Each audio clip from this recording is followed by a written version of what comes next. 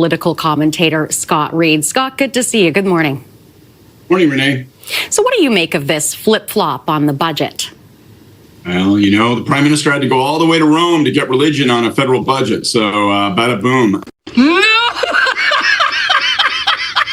Look, it's a bit messy, and it reminds us that this is a new government with a new Prime Minister.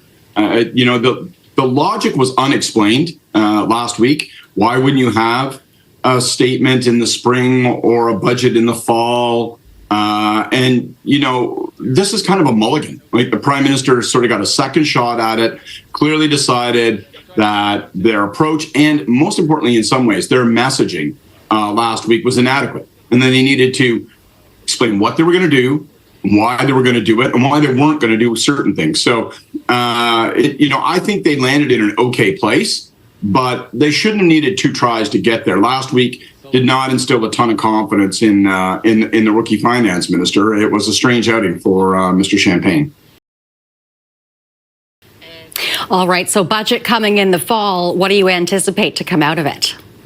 Well, there's lots to do. I mean, the Prime Minister's point yesterday was one of the reasons we're not having a budget in the spring is that a number of enormous decisions are going to be taken in the next little while. So we know there's going to be a middle-class tax cut. That's going to happen over the course of the spring session. That's going to cost a lot of money. We know that there's a NATO summit coming up, and we are promised to make huge contributions to defense spending. So that's going to have a big impact on the fisc. We also know that the government says that it wants to conduct a very vigorous program review exercise. That means essentially cutting the growth of government. So that's going to mean no new hires. That's going, well, it may not mean exactly no new hires, but it's going to be a major slowdown in new hires. It's going to mean a curtailing of a whole series of other programs and activities for the federal government. All of these things are massive budgetary decisions. So I'm going to be looking for those items in particular. What are they doing on tax cuts? What are they doing on defense? And will this program review, will this budget cutting on the internal operations of government itself, will it yield real and large savings? So those are 3 items in particular to be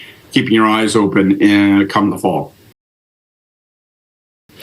Now, meantime, Parliament resumes next week. What do you think Carney's first week in the House of Commons will look like?